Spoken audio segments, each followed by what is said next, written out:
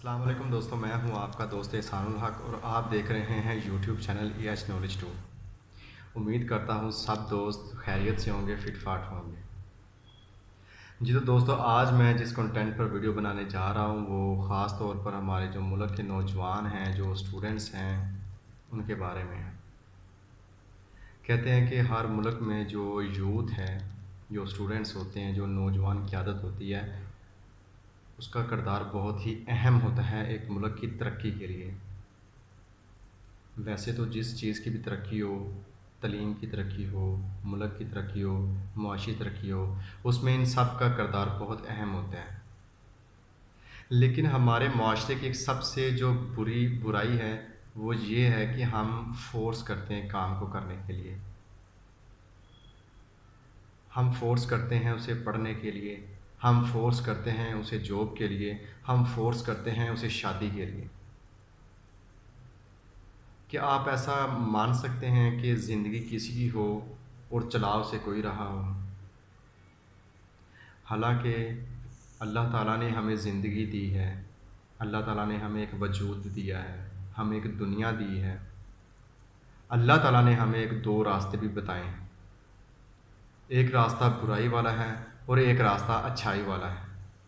फिर अल्लाह ताला ने ये फ़रमाया कि आपने इन दोनों रास्तों में से एक रास्ते को चूज़ करना है। मैं क़यामत तक आपको नहीं पूछूँगा कि आपने ये रास्ता क्यों चूज़ किया। दुनिया के अंदर रहते हुए आपने जो भी रास्ता चुनना है वो आपकी मर्ज़ी है। लेकिन अल्लाह ताला ने उन 2 रास्तों के बारे में बताया भी है, उनकी ख़ासियत भी बताई कि बुराई वाला रास्ता आपको इस तरफ लेकर जाएगा, अच्छाई वाला रास्ता आपको इस तरफ लेके जाएगा। लेकिन हमारे जो माशरे के लोग हैं, हमारे जो पेरेंट्स हैं, जितने भी वालिदैन हैं, उन सब के अंदर एक बीमारी पाई जाती है। उन सब के अंदर एक बुराई पाई जाती है। और वो बुराई ये है कि वो कहते हैं कि हम अपने बच्चों को अपने मुताबिक ढालें, वक़्त के मुताबिक नहीं डालें, अपने मुताबिक डालें। उसने जो भी काम करना है, उसने जो भी पढ़ाई करनी है, जो भी कारोबार शुरू करना है, वो हमारे मुताबिक करे। अब हमारे माशरे की जो सबसे बड़ी बुराई है वो ये है कि अगर एक बच्चा पढ़ रहा है किसी अदारे में या कोई कोर्स वगैरह कर रहा है या कोई तलीम हासिल कर रहा है, हम उसे फ़ोर्स करते हैं।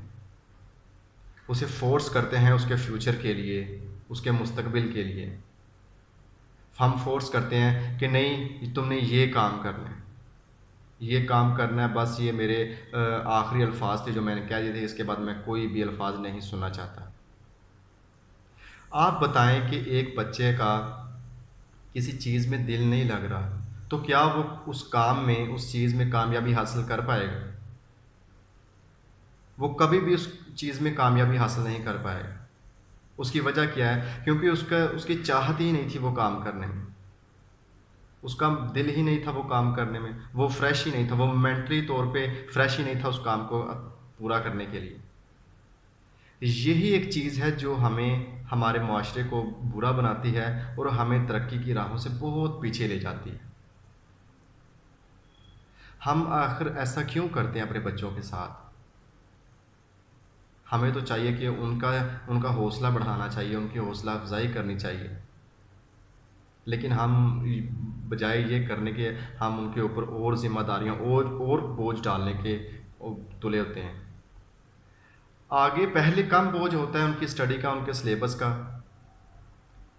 एक 8वीं जमात का जो बच्चा होता है उसकी अगर आप किताबें देख लें तो उसकी उम्र से भी ज़्यादा, उसके कद से भी ज़्यादा उसके उतना वज़न उस बच्चे का नहीं होता जितना वज़न उसकी किताबों का होता है। आज हमसे आगे ब्रिटिश क्यों हैं? जो ब्रिटिश ममालिक हैं वो हमसे आगे क्यों हैं? अंग्रेज़ क्यों तरक्की याफ़्ता हैं? क्योंकि उनकी सबसे जो अच्छी चीज़ है ना, वो ये है कि वो, उनके बच्चे वही काम करते हैं जिसमें उनका दिल लगता है, जिसमें वो महारत हासिल करते हैं। उनके वालिदैन भी एप्रिशिएट करते हैं उस काम के लिए। अगर एक बच्चा तलीम हासिल करना चाहता है तो वो पूरा उसके साथ कंप्रोमाइज़ करते हैं।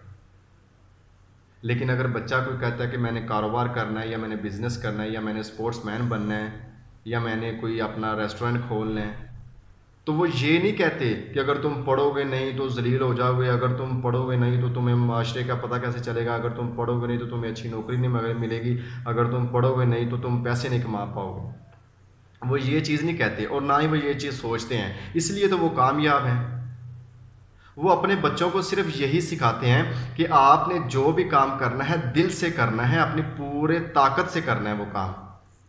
और बच्चे हमेशा वही काम करते हैं जिसमें उन्हें महारत हासिल हो, जिसमें उनका दिल लगता हो, जिसका उन्हें जुनून हो, ये काम मैंने करना है।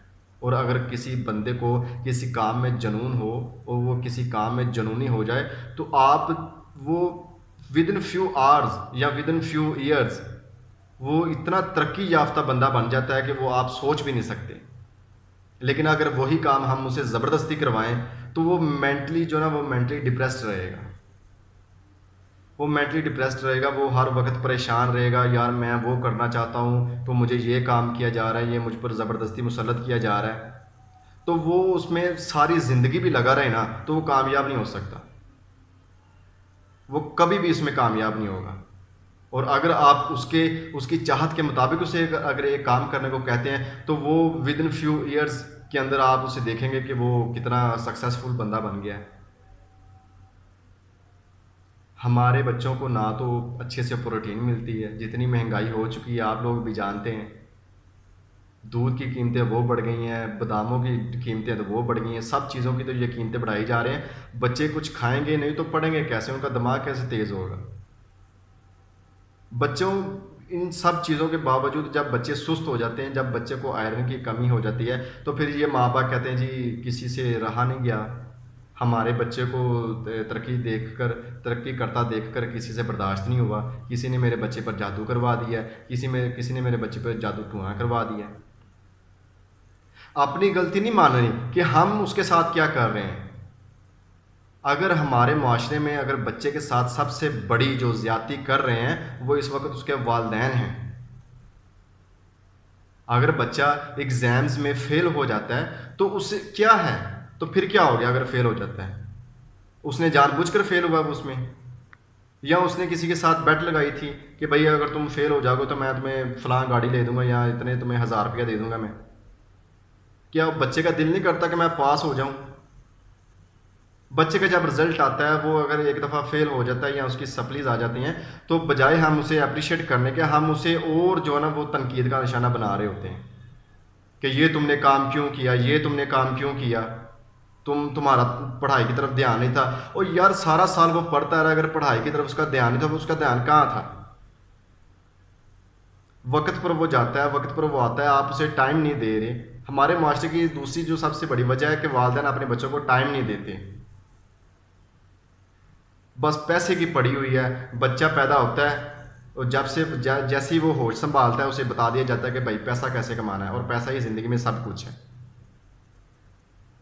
अगर पैसा ही ज़िंदगी में सब कुछ है तो जो बाहर के ममालिक इतने इतने अमीर हैं वो फिर काम क्यों कर रहे हैं, वो हार्ड वर्किंग क्यों कर रहे हैं? मैंने आज तक अपनी ज़िंदगी में कोई भी ऐसा ब्रिटिश पर्सन नहीं देखा जो हार्ड वर्किंग ना करता हो।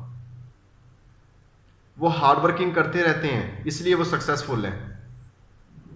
लेकिन हम क्या हैं, हम लकीर के फ़कीर बने होते हैं। हमारे माशरे में तीसरी जो सबसे बड़ी वजह वो ये है कि जी अगर एक फ़लाँ शख्स ने कोई कारोबार शुरू किया, अल्लाह ताला ने उसे तरक्की दे दिया उस कारोबार में, तो ले जी सारा जो मोहल्ला या सारा जो सिटी है ना वो वही काम करना शुरू कर देगा। और मेरे भाई मैं आपको ये बताने की समझाने की कोशिश कर रहा हूँ कि हर काम का जो अपना अपना अंदाज़ होता है, हर बंदे का अपना अपना अंदाज़ होता है। ये बातें जो होती हैं ये किस्मत पे डिपेंड करती हैं। अल्लाह ताला ने हर बंदे की रोज़ी डिसाइड की हुई है कि किसको कितनी देनी है, किसको कितनी देनी है। अगर एक बंदे ने करियाना स्टोर डाल लिया है तो अल्लाह ताला ने उसे नवाजा है, अल्लाह ताला ने उस पर रहमत अपनी की है, तो वो जी मोहल्ले वाले कहते हैं जी वाह जी वाह, ये तो बहुत बढ़िया काम है, हम भी अपने बच्चों को जो ना वो करियाना ही डाल के देते हैं। तो बच्चे का पता नहीं, बच्चे का प्लान उससे भी बड़ा हो कि मैं कारोबार शुरू करूँगा। और क्या पता उसका जो सोच है, उसकी सोच अल्लाह ताला ने इसी सोच का उसे डाली हो कि भाई अगर ये कारोबार करेगा तो मैं इसमें इसे तरक्की दूंगा। वहाँ पर उस चीज़ की तरफ नहीं जाना। अगर बच्चे ने कह दिया कि मैं अब ये फलां काम करना चाहता हूँ, क्यों करना चाहते हो, ऐसा क्या है उस काम में, हम मर गए हैं, तुमने ये फैसला लिया, हमसे पूछा, हम तुम्हारे कुछ नहीं लगते।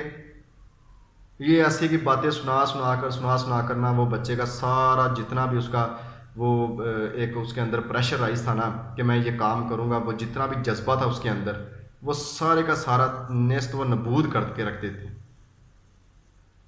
और फिर जब आखिर में उसे नाकामी का सामना होता है तो फिर कहते हैं जी ये पढ़ाई में कामयाब नहीं होता है, ये सारी इसकी गलती है। उस वक्त इनके ये बातें नहीं याद आती जब बच्चा ये कह रहा होता है कि जी मैं फ़लाँ काम करना चाहता हूँ, मैं फ़लाँ काम करना चाहता हूँ। उस वक्त ये नहीं सोचते कि बच्चे ने क्या कहा था, उस वक्त सिर्फ यही सोचते हैं कि अब इसे तनकीद का निशाना कैसे बनाया जाए।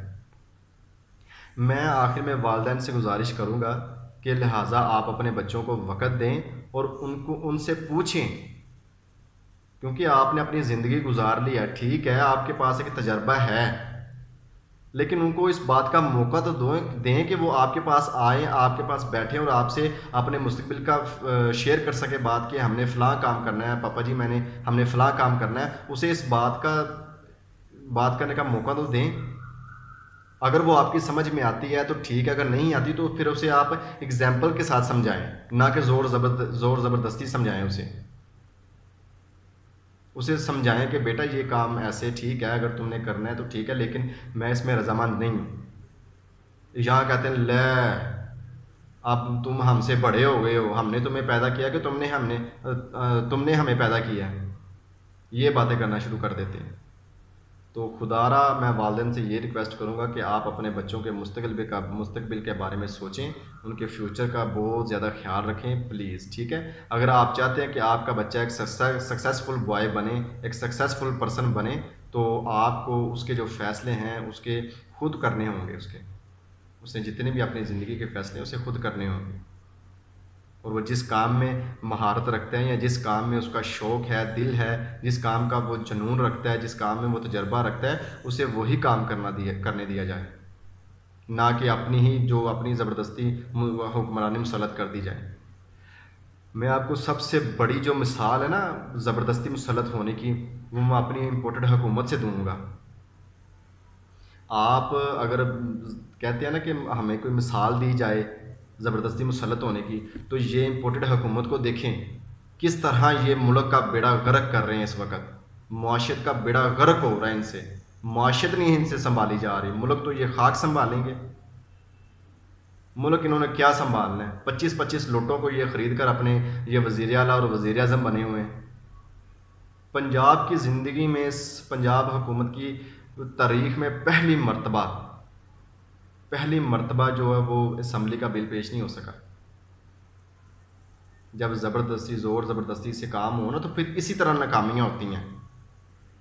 तो खुदारा आप अपने बच्चों को वक़्त दें और उनसे अपनी बातें डिस्कस करें, उन्हें भी कोशिश करें कि वो भी अपनी बातें डिस्कस करें आपसे। जी तो नाज़रीन, ये थी आज की वीडियो। उम्मीद करता हूँ सब दोस्तों को ये वीडियो पसंद आएगी। जो दोस्त इस चैनल पर नए हैं उनसे दरख्वास्त है कि वो इस चैनल को सब्सक्राइब करें, लाइक करें और कमेंट करें।